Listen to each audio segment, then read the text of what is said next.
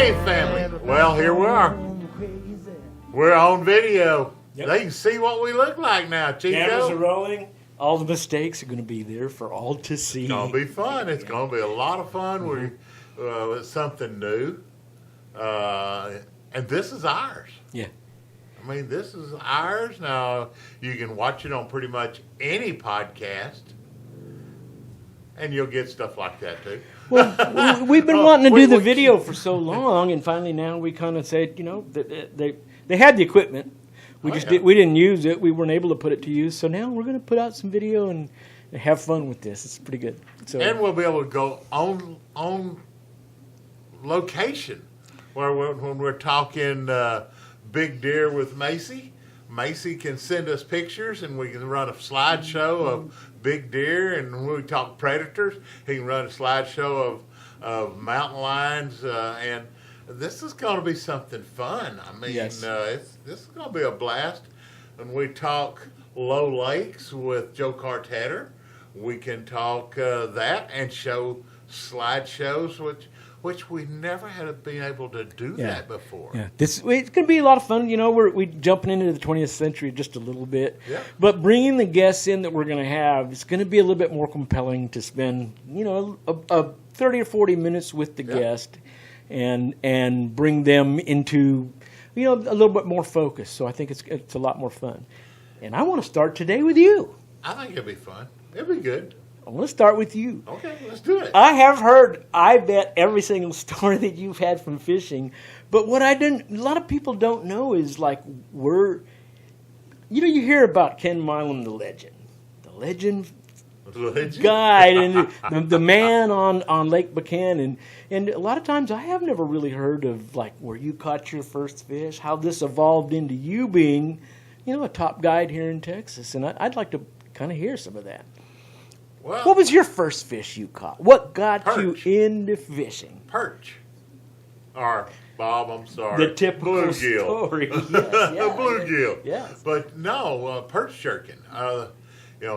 Family, if you've heard me say it so many times, and Chico's we've talked about it on air, when you want to hook a kid on fishing, what do? Yes. You give him a little bitty hook with a can full of worms, and he puts a little piece of worm on there, sets it down there, bobber goes down, you pull up and take the perch off, throw it in the box.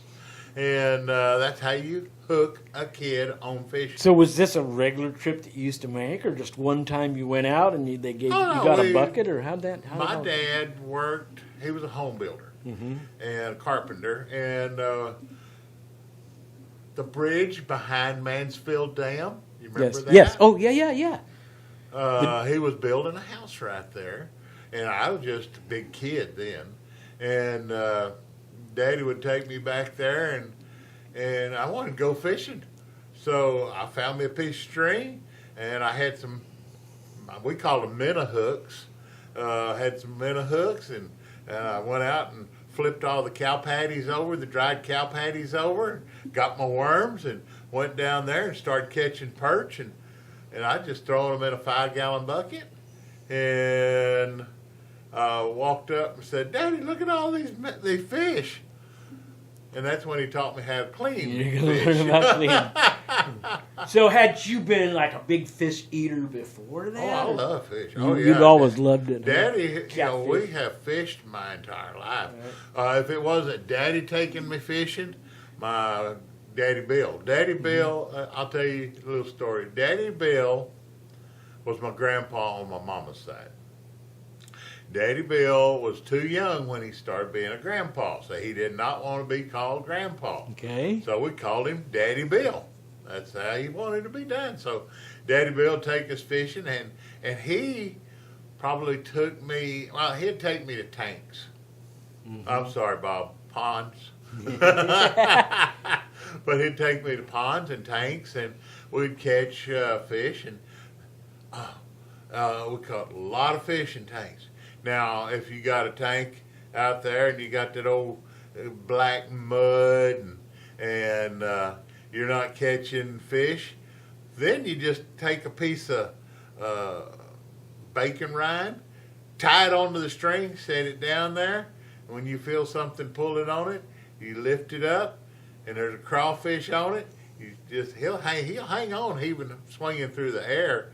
You swing him over to the 5-gallon bucket, bounce it a little bit, he falls in You the got 5-gallon bucket. the flick down. Oh, yeah. You just caught a crawfish out of the tanks. Crawfish, good bait, by the way, for a lot of things. Oh, sure, yeah. But that was, I guess, my starting. Your of fishing. introduction. Now, where was that? What part of Texas would you do in that? Central Texas. Somewhere in my grandpa lived. Daddy Bill lived in Manor. Right. So I fished a lot of tanks around Manor.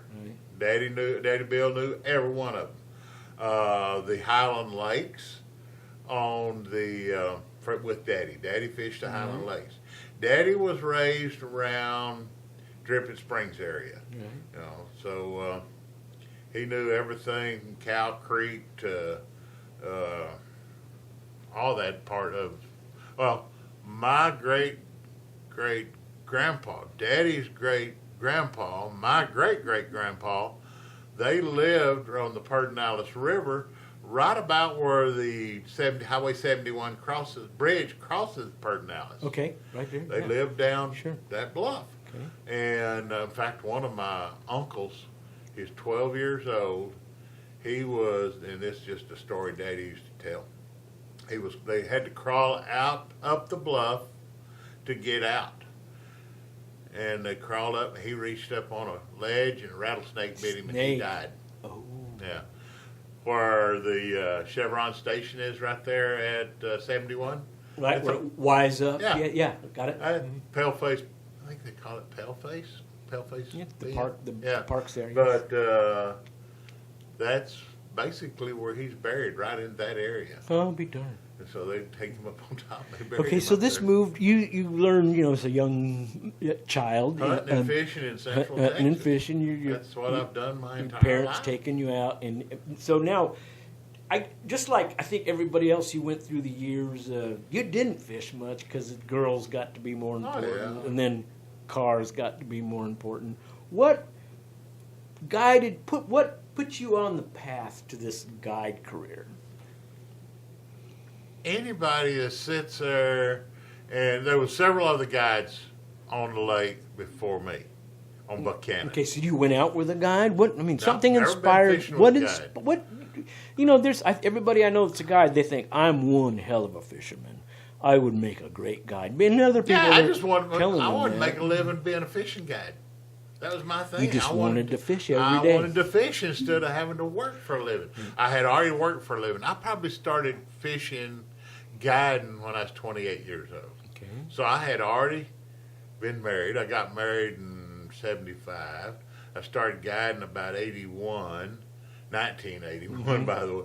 And so you were a young man, Yeah. still stupid a little bit at 20, yeah. 25. oh yeah, Your pants kind of guide the way a little bit, Yeah. right? Yeah. But now you started out small, right? I mean, oh yeah. tell me about those first days guiding. What was that like? Buchanan, I was out there trolling, and that's the way we thought you had to catch stripers, was trolling with downriggers.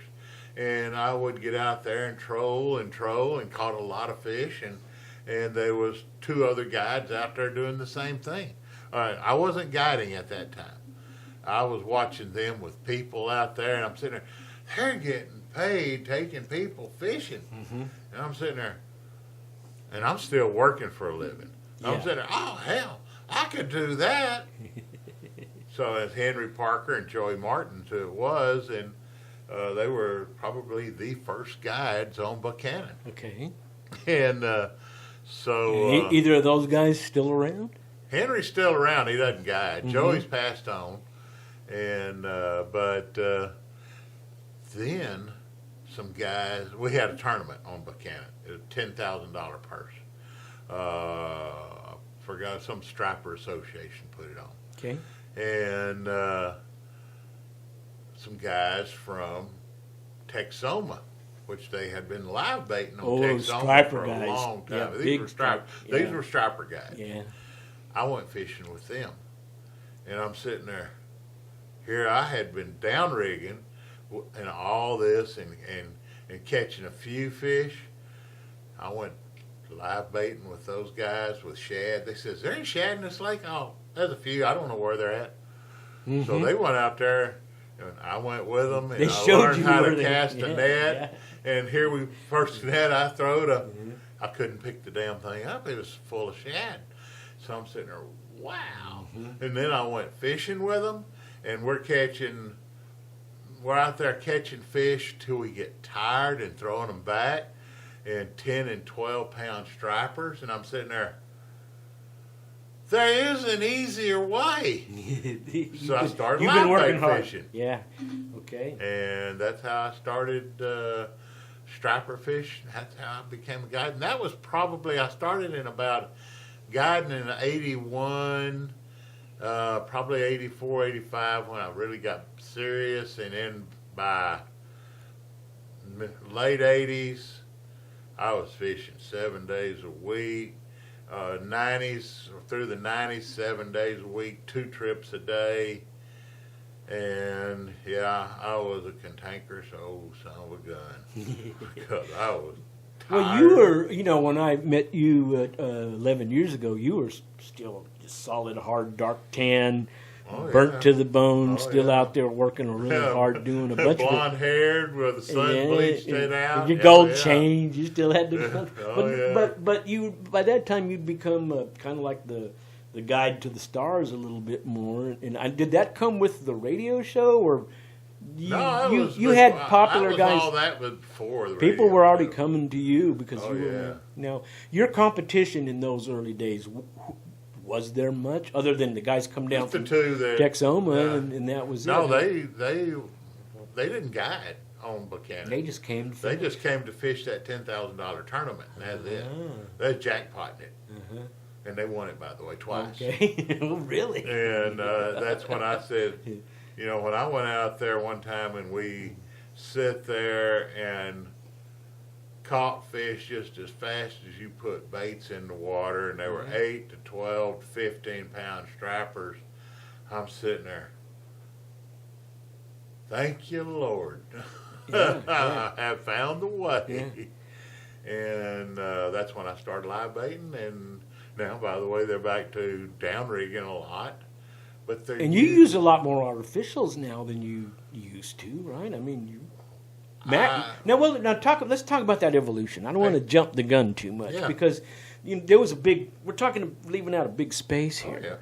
But that's where the main part of your time on the water. When we talk about guides and time on the water, there's a handful that I run into in Texas, and they have that, especially on that body of water.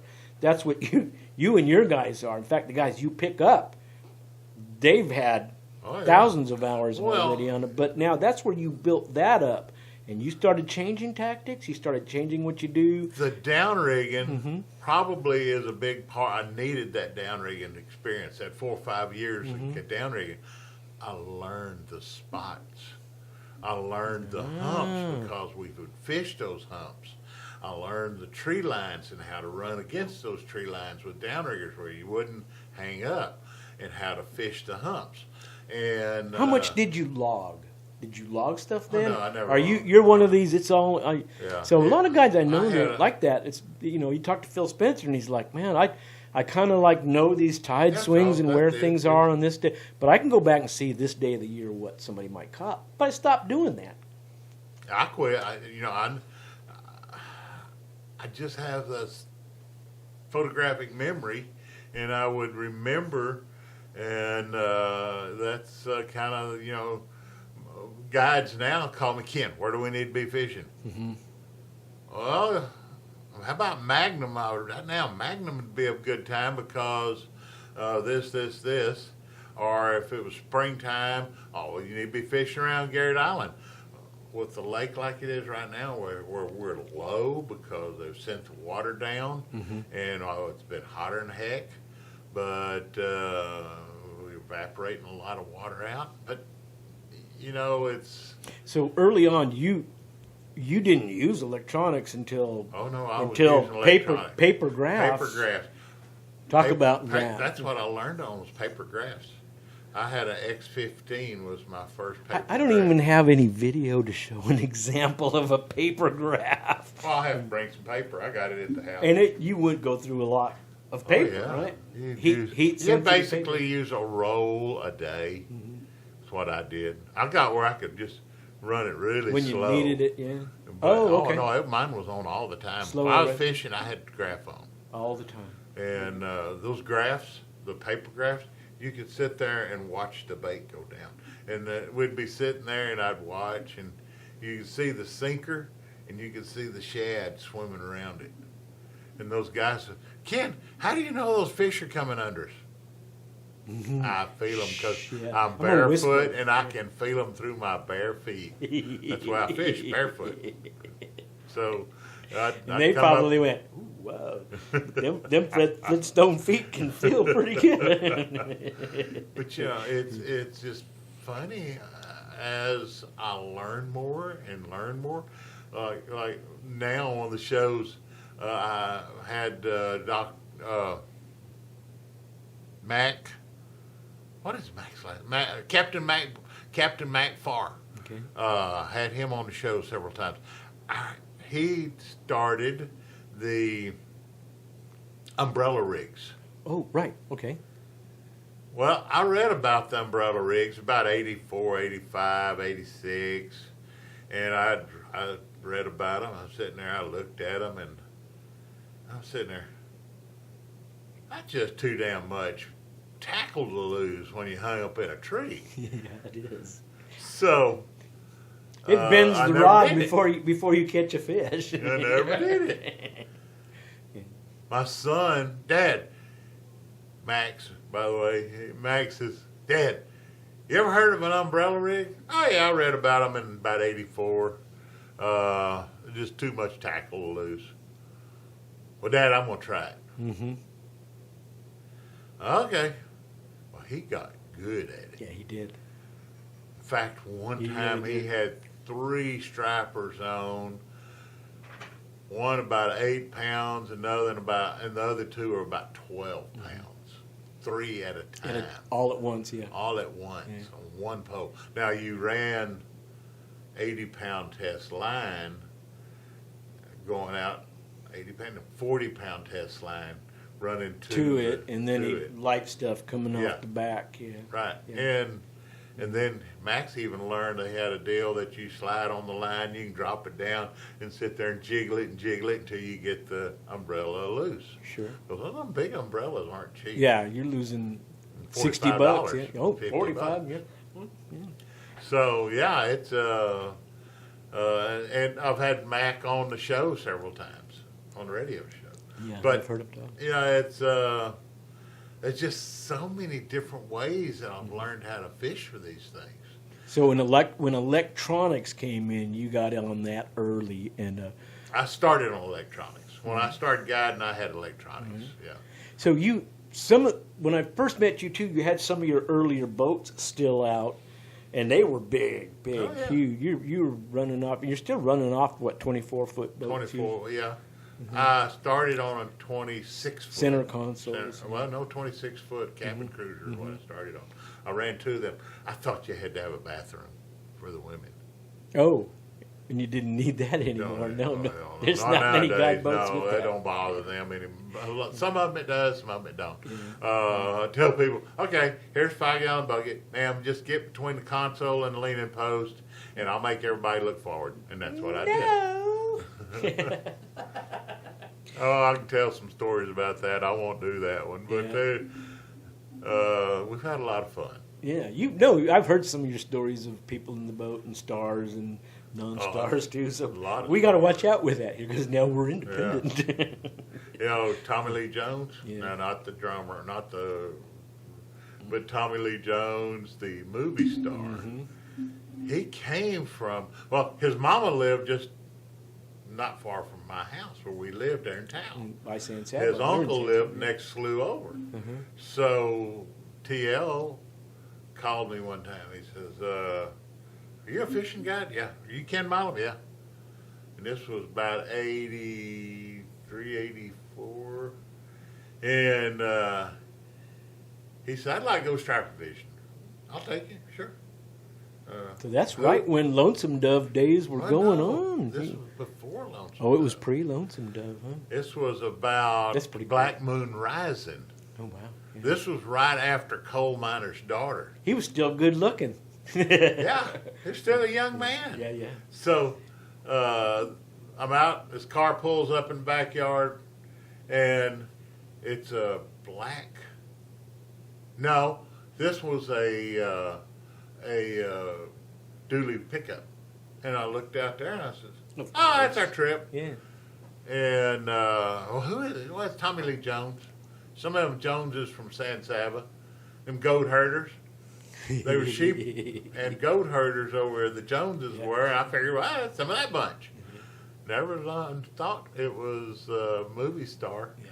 So we took him fishing, and took his wife and he had a boy and a girl. Mm-hmm. And we took them all fishing that day, and they wanted to go swimming, and I remember his wife looked at him and says, "He doesn't know who you are." Oh, yeah, she had to tell him, and he go, "Well, who the hell are you?" I didn't ask him. You didn't? I got home and I told Karen, my wife, I said, "I had Tommy Lee Jones out. Is he anybody?" "Well, yeah, you saw him on movie Coal Miner's Daughter." I said, "That was him." And so didn't ring a that's bell. where Yeah, I so it's good. learned these guys. Like I've had, Hank Williams Jr., Merle Haggard. Yeah, they belch and fart too, don't they? Oh yeah. Yeah. Yeah. They look at the way they make a living. That's just the way they make a living. that's what That's they a do. job. Yeah. You treat them like that. Now, some of the stars, they did want to be noticed and made over, but most of them, no. Yep. They don't. That's their job. Coming. And TL, that's the way he was. That was his job. James Caan, when they did A Perfect World in Austin, Right. it was James Caan, Kevin Costner, and I had both of them out. Right. And James Caan, he was a character. He had to show. He says, I think he had his shirt off, and I says, "What's that scar around your shoulder?" Mm-hmm. He says, "Oh, before I became a movie star, I was a bull rider." I said, "Oh." James Caan? Yeah. Really? Wow. And I would have thought New York all the way. He, they wrap the around to hold on to the bull, and Oh, I don't want to know his anymore. wrap didn't come off, Oh. and it damn near jerked his shoulder off his arm. So they had to cut it off and reattach it and hook up everything. Wow. And I had Nadine. Who was in Nadine? Don't ask me. That's out of my realm. I can't. It's been too long. So ago. it sounds to me like what happened is in that when the film realm hit Austin, people were talking about you, and producers and other people were kind of passing the name, and it was really a fun thing to go do for them for an afternoon Yep. in the day. And you can fish here year round. Oh, yeah. So it doesn't matter what time of year you're filming, you can go out and fish then too. So Yep. it's kind of pretty cool. And the city of Austin at that time was building their movie trade. Right. So they had liaisons that would go and say, "Oh, would you like to go fishing? Right. Hey, Ken, we need to bring so and so out. Yeah. Bo Bridges, we're going to bring Bo Bridges out, and he wants to." That was who I was with on the male on Nadine was Bo Bridges, and I can't think of her name, but I will tell a story about that. Oh, wait a minute, can you? Is it a legal story? I don't know. No, it is a legal story. Okay. But it's not too bad. Okay. Well, Bo was sitting there. Ken, he had a glass of ice water, and Kim Basinger. That's who it was. Kim Basinger. was laying on okay. the top of my cabin and getting sun, and she had her top undone across the back, and she had to. And finally, she took it and just throwed it down. And I'm getting sun. I'm sitting there. Okay, that's fine. And so Kim, Bo Bridges is, Ken, throw some ice water on her. No, I'm not going to do that. Oh, she wants to show them to us. Oh no, I don't want to. I'm not getting in trouble. So he grabs a glass of ice water. She stands up, chews us out. That's where I'll stop. She had just had them redone, and he said, "Hey, she wants to show them to us anyway." You go to court for that now. You get Probably you have charges against. But you know, that's the kind of people that I would take, and I've had.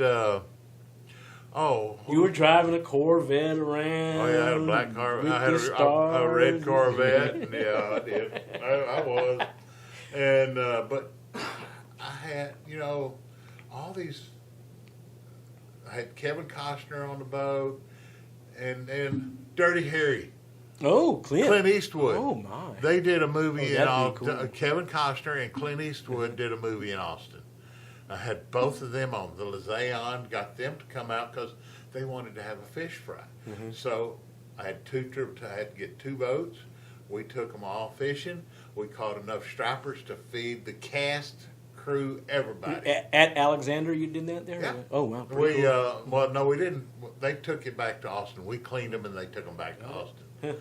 And I was the first guide on Buchanan that would clean their fish. I think that's probably what built us, because the other guides, they just throw their whole fish in the ice chest, take them home. Yeah. They'd have to take them home. Yeah. They wouldn't even clean them. So I started cleaning fish, just filleting them, and then I got it's to where... It's pretty popular. People, they do go to you for the meat haul. Yeah. And but now, we're in these times now that the lake is so far down, it affects that, doesn't it? You have to now do everything remotely. Your guides, you have guides. My guides are at the dam now. Yeah, they're running away from your property. property. Where I'm at in Tao, where the lake at one time when it's full is 3/4 of a mile wide.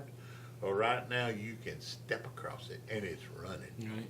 It's 5 feet wide and it's running. So did you take your measuring board down there? So you don't have the little photo board. You have to use the public photo board. Oh, no, we took our board that we take, hang the fish that one right up, there. Our hanging board. Yeah, that one right there. Our hanging board. It's down there at their dock. Yeah, yeah. Done? Yeah, it's on the beach. It's funny, I've mentioned it and it comes up. Yeah, that's the one. Yeah, it's down there on the beach, but it's it's still fun. I don't guide as much as I used to. Unless the stars show up. Oh yeah, if it's an old customer, Ken, I only want to fish with you. Well, Vern, I only want to fish with you. That sounds good. Made great friends with a lot of my people that I took fishing. Went hunting with them, and got to tell one story. Okay. This old man, he was from Panhandle. This old man, and we was out there, and we're talking fishing and talking hunting, and this guy, he says, "Yeah, I got 3 deer, book deer." And I'm sitting there. "You got 3 book deer?" "Sure do, got 3 book deer." I looked at it. He don't even know what a book deer is. Yeah, I was. And so I think he might have heard me say that. So when we get back to the dock, I'm cleaning fish, and he takes off. He runs to the truck. Was there cell phones back then? You couldn't get on Google back then. No. He runs to the truck, comes back. This is an old farmer, cotton farmer in the Panhandle. He brings his Boone and Crockett book up. "Who's that?" "Well, that's you. You got 180 something typical buck there, 180 inches. "Yep." "Who's that?" "Well, that's it's you again, huh? Yeah. You got a 200 and something inch typical mule deer." "Who's that?" "Well, it's you, and it's a bigger mule deer." "Yep. I told you, I was in the book 3 times. And I got to talking to him and how they would hunt these deer in the Panhandle. He lived he had a place on the White River. Is it mule deer? Mule deer and whitetail. All right. They would hunt them out of tractors. in the wintertime, there'd be in a tractor. Oh yeah, they're seeing everything. They jumping see across. tractors. Oh, The yeah. tractors. That's what they see. And all they're the time. removing the cover. Well, they're in the stirring tractor. it up. Yeah. They also have heat and air in the tractor, so he's got a heated and air conditioned cab he's hunting out of. Is that They legal? Is that legal? just- I don't know. But he got the deer, Yeah. and that's why we You're hunted him. not shooting them from the road, are you? No, in a tractor on It's the in a field. tractor. Yeah, he just sits there by the trails and. Yeah, that's bigger than the other than I got. We'll shoot him. And So what you've been guiding now? How many years? You're past your 30, I started in 30 '81. In 81. Okay, wow. Yeah, we started in You're 81. moving to 50 years on. Dang pretty close. soon, yeah. Dang close. You're getting over 40 for sure. I've been married since '75. Yeah. Well, that's you how were- really I started. You were married. You've been married a year longer than me. Oh, See, okay. I'm like about a few months older than you, but we're one of the few people we know that we've Yeah, stayed with the same woman for so long. yeah. Because I can't find anybody to put up with me. Neither Kinda could the way you. I am. You couldn't either. I know. One time I asked, me and Karen Sue had trouble, and we straightened, we got it all straightened out. And I asked her, I says, here not too long ago, I says, how come you've stayed with me this long? She says, I just been waiting for you to grow up. Yeah, don't I let said, it all have get I out. grown up yet? Yeah, No. There you go. So that's the good part. You know, most guides I know are like that. They still got a little bit of child in them. You know, and that's true. You know, I'm pretty sure I could. You know, a while back, I guess it's been about 8 years ago. Bob and I and Phil got on the boat with you and got you to go out. Oh, yeah, we had a fun. And we had a blast And- that day well- because it was a real relaxing day. We didn't Max go was our guy. and Max was guiding Yeah, us. Max, our son. Got us on just a bunch of big. It Oh, was an epic day It was fun. because we didn't go out and try. It was one of those. Let's go out and get some video. We're gonna go out and interview Bob on the boat. Yeah. And it's like, well, we're gonna drop some line, you know. And Max was like, no, we're not coming out here without Yeah. catching some We're fish. going fishing. And it had been good, so he put us on some really, really nice striper that day. You remember what he said? We caught a big hybrid. Yeah, I got a picture of it here in one of He these says- photos. I should find it. Yeah. Yes, yeah. He said, that's a lake record if you want to turn it in. Yes. And I remember who caught it. He made me get on it. Here it is right here. That's the fish.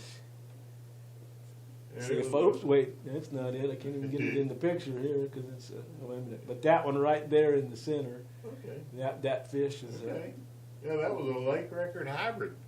that was a lake record hybrid. It was Now- a beautiful fish. Our hybrids are different than the hybrids that takes Parks and Wildlife.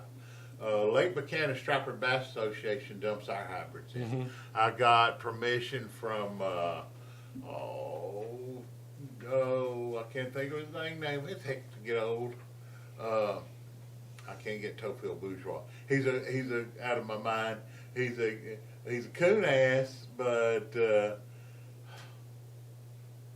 I don't think. of it. And when we But say I that, asked he's him. a Cajun. Yeah, he's a Cajun. You know, He's a Cajun. People take that wrong. It has nothing to do with their No, color. he's a Cajun.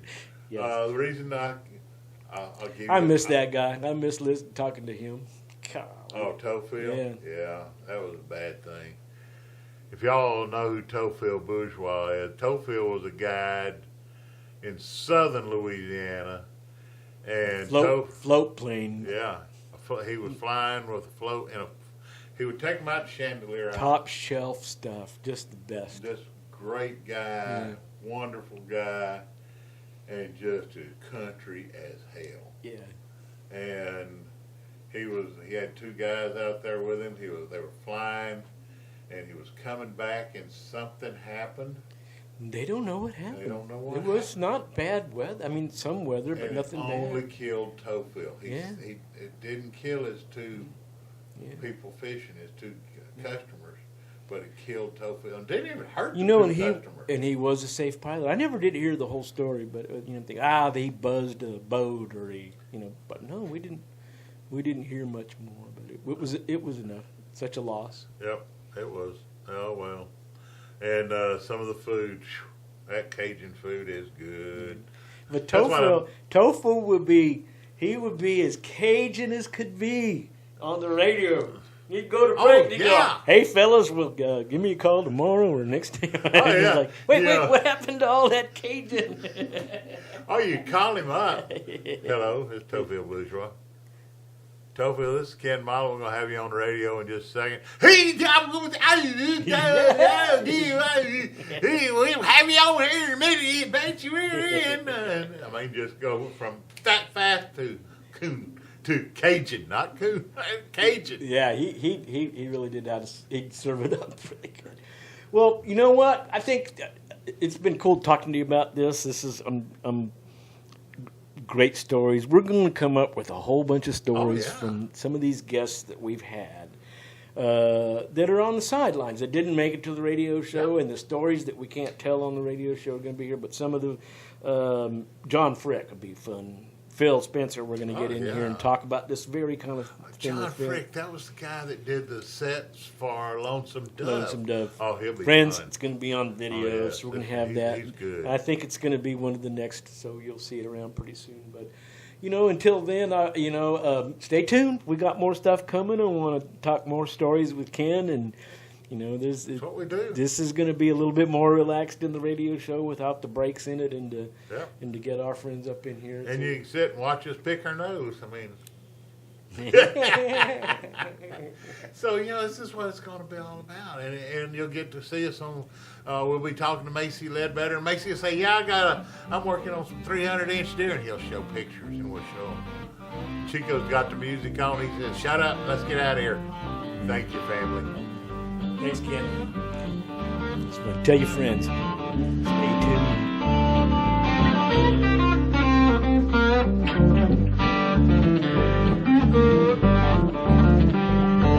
Everybody's gone crazy.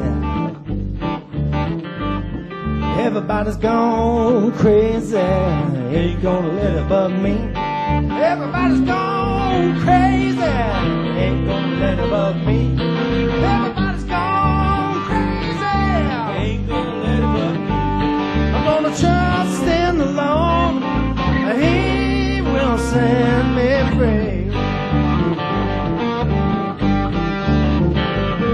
Everybody's gone crazy. Ain't gonna let it bug me. Everybody's gone crazy. Ain't gonna let it bug me.